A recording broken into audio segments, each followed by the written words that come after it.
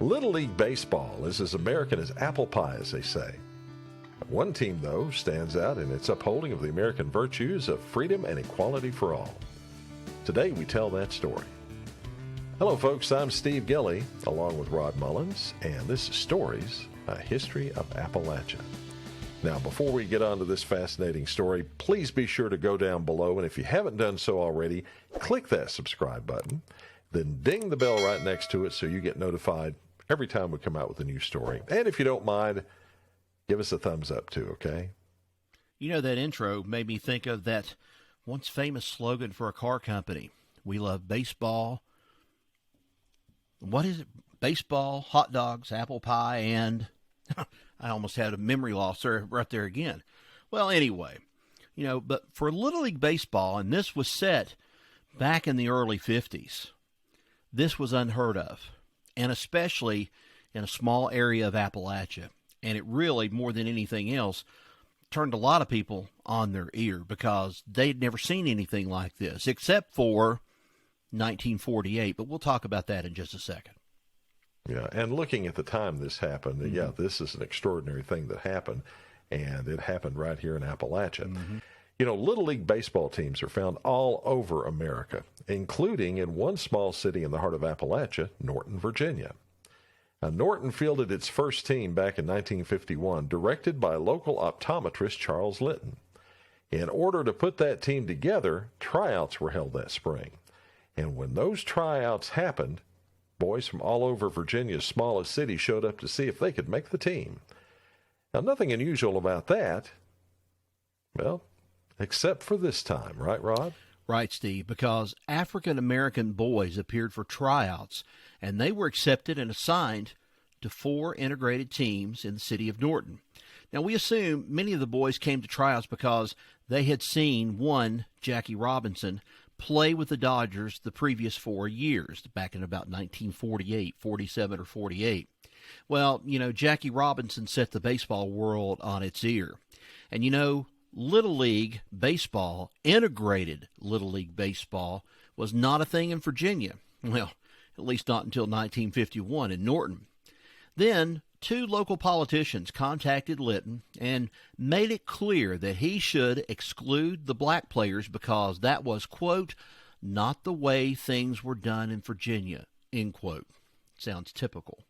Well, they also warned that the state would not let them get away with integrating the Norton Little League. Sounds like a threat to me. Well, the optometrist listened, and he saw very clearly, I must add, that, he wanted to just go ahead and he put the teams together, and that way, not the politicians, but, not what they thought best, but he still found a way to put them together. Well, Rod, not much else happened for the rest of the regular season for the Lions, the Kiwanis, the Boosters, and the Junior Woman, all named for sponsors of the teams. And yes, Rod, the Junior Women's Club sponsored that one team who had to wear jerseys that said Junior Woman on it, Whoa. Much to the I did not embarrassment know that. Of the boys on that team. Wow. Well, when time came for the AllStar competition, at the time the first round in the Little League World Series, the integration issue came back in full force. You see, Norton, being the only team in the southwestern part of Virginia, was declared the Western champ. It therefore would face the Eastern winners from Charlottesville. On the Norton team were 2 black players, Johnny Blair and Harold Mitch Mitchell. Well, that didn't set well with some of the parents who called a Little League meeting in an effort to kick the 2 off the team going to the AllStar Game. But the league organizers refused to budge, insisting that Johnny and Mitch were going to play, period. So that was that, huh? As a famous sports person would say, of course not. Well, the rest of Virginia, then as now, had been ignoring or had been ignorant, we'll just say, take your pick, of the fact that Norton had an integrated baseball team. But with the coming of the AllStar Game, attention was now focused on the Appalachian part of Virginia. And the Charlottesville Little League team managers, they sure didn't like what they saw. The team told Dr. Litton that Johnny and Mitch were not welcome in Charlottesville because their fields were segregated and they would not be allowed to play there. It's a lame excuse, if you ask me. Litton refused to leave any of his players behind, and this gave Charlottesville a choice: either forfeit the championship of Little League to Norton or play the Norton All-Star team in Norton on their integrated baseball field. Well, in the end, Charlottesville chose to travel to Norton.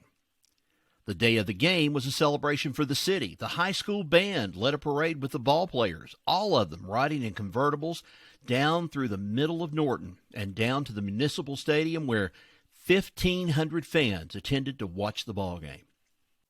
And what a ball game it was. Norton, likely pumped up by all the attention, walloped Charlottesville 12-3, winning the first round of the All-Star Championship. And Rod, here's where it gets interesting. The Lieutenant Governor, Lewis Preston Collins, was there to present the team with the trophy. Collins, by the way, was considered Senator Harry Byrd's protege and would help lead Virginia's massive resistance to public school integration 10 years later. So you know he had to feel kind of uncomfortable being there in that position. Yeah. Well, Norton then moved on to the regionals in Fairmont, West Virginia, where they lost 9-0 and returned home, their season at an end. But there's more to this story besides Norton, if you'll share that with everybody, Rod. Okay.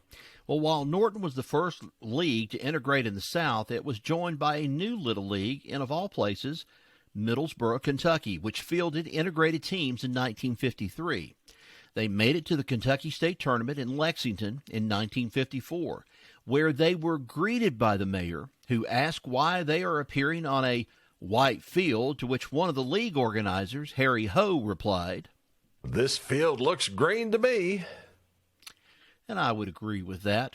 Well, the Middlesboro team won the state title and advanced to Greensboro, North Carolina for the Little League World Series.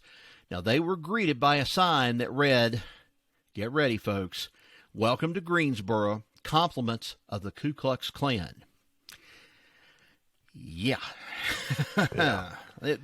Now, you know, at that time, Greensboro was known as Klansville, USA. Yes. Because they had a tremendous number of Klansmen down there. So, yeah, that was a brave thing to go down there at that time. Yeah. But they did. Yeah, the picture, though, I don't know if you've seen the picture, but there was a picture that was circulated. I think it may have been in the local newspaper at that time, but there was a picture showing the boys getting ready to get on a plane. And it must have been, I guess they were going to Fairmont. I'm not sure if that's where they were going or what, but they were climbing on an airplane, and, you know, this has always been made the big story about it. But, you know, these sort of things kind of die off as, you know, things go on and things kind of straighten themselves out. But Norton really, I guess, and some other people really took a lot of pride trying to bring this story back up here in the last few years and telling everybody, hey, look, this is what Norton did. We were the first integrated Little League baseball team in the state of Virginia. For that matter, I'd say probably all of Little League at that point, because everything was so segregated. And it broke some bonds and it broke some walls down. Yeah. Well, here's the point, at least in Middlesboro. The people that organized the league up there were World War II veterans. Yeah. They had fought side by side with black soldiers. They had done all this with integration in the military. And they came back and decided, well, if it's good enough for the Army, it's good enough for us here at Middlesboro. Now, I don't know about Charles Litton, whether he had gone through the same experience, but boy, he sure stood up and held his own on this. He pushed the point, no doubt about it. Yeah.